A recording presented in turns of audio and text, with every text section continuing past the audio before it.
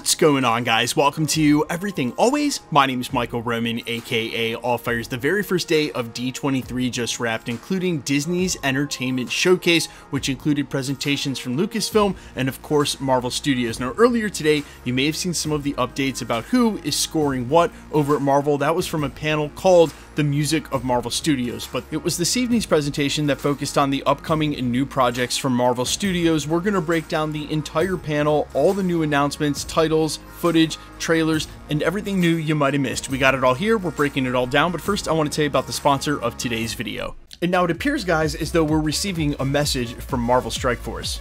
Hey, Everything Always, we're celebrating the release of Marvel Studios' Deadpool and Wolverine with a wild pool party in Marvel Strike Force. We need your brilliant brain to assign roles to our favorite characters. Who's the DJ, life of the party, BBQ master, snack bar hero? Let's make it unforgettable. Marvel Strike Force is a mobile squad RPG that allows you to battle with your favorite team of superheroes and supervillains in a fight to save the universe against threats like Doctor Doom and Apocalypse. Your goal? Power up your favorite characters to complete missions, unlock gear and other resources, and beat other players in PvP modes such as Alliance War and Arena. You'll recruit both heroes and villains from across the multiverse, including Iron Man, Wolverine, Venom, and much more. If you're a new player, you can unlock 17 total characters in the first 30 days, including Spider-Man, Deadpool, Thor, Captain America, and more favorites. You can also unlock characters and costumes from Marvel movies, TV shows, comics, and more. There's actually a special pool party event going on right now where you celebrate the release of Marvel Studios' Deadpool and Wolverine by unlocking Deadpool and Wolverine for free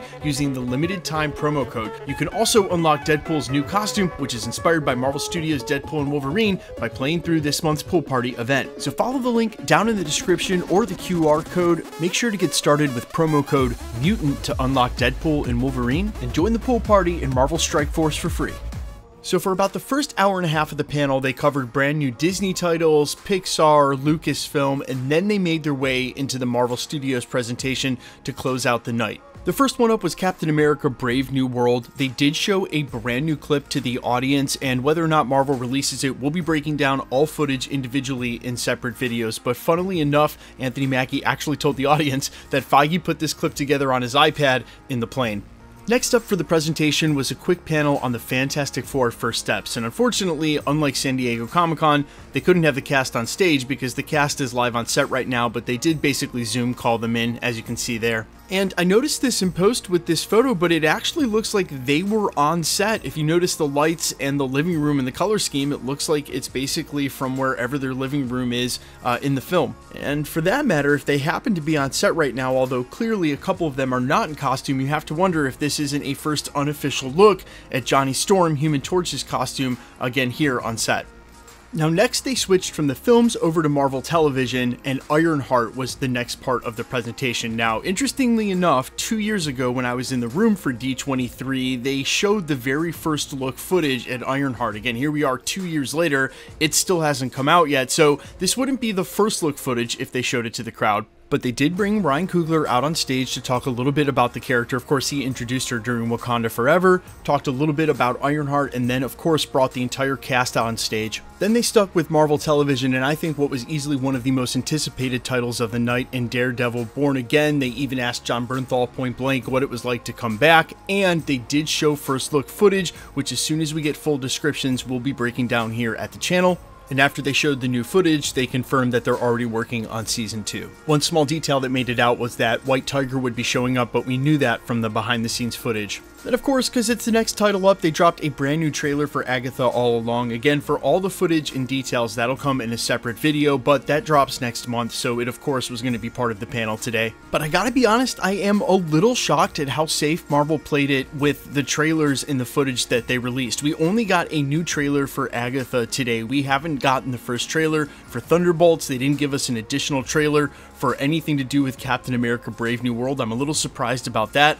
I'm also shocked that they didn't show any first look footage in the way of a teaser for Daredevil Born Again, and you can tell by the scope of these announcements how many titles they focused on for both San Diego Comic-Con and D23 that Marvel Studios has sort of changed their MO, and Kevin Feige actually warned us about this leading up to the presentation, where he in not so many words said, look, back when we were under Bob Chapek in 2019 and then again in December of 2020, we were forced to do these enormous announcements that included titles for things that weren't even close to being done. That's how we got in the position where D23 2 years ago showed the first look footage for Ironheart, and it's not even out yet. Some of those titles that were originally announced included the Fantastic Four, which won't be out till next year, and even Blade, which let's not talk about that, separate video coming at the channel. But going forward here, you can see Marvel Studios is going to play it a little smaller, meaning the number of projects they announce not lock themselves into a slate, and that frees them up not to have to continually change their production schedule, which became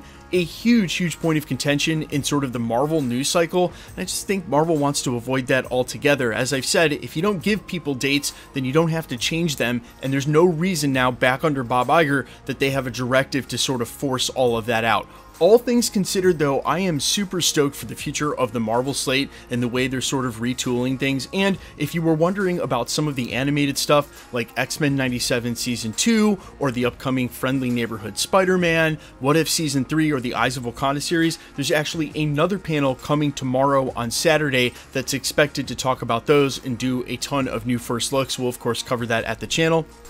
But I think my final thought here is that gone are the days where Marvel Studios is going to go ahead and run out a million new titles over the next 3 or 4 years, because they realize that things just don't pan out. I know that stuff like the pandemic or say the writers of the actors strikes are not every year, but for them to try to plan this out with as many contingent projects as they've got, let's face it, Marvel Studios has been in uncharted water for so long as a movie studio that all things considered, we were bound to have a couple of bad phases. Things have not been working in their favor over the last 4 or 5 years. That doesn't let them off the hook for bad writing, but at least they're trying. And so part of this new regime is them just playing it a little closer to the vest, a little smaller ball with these announcements, and not giving us, 15 new titles over the next 4 years, which again, Marvel has never been able to hold to. You guys let me know all your thoughts though down below. Of course, we will bring it back tomorrow with the animation panel, and as soon as the descriptions come out for the footage that they showed tonight, we'll be breaking that down at the channel as well.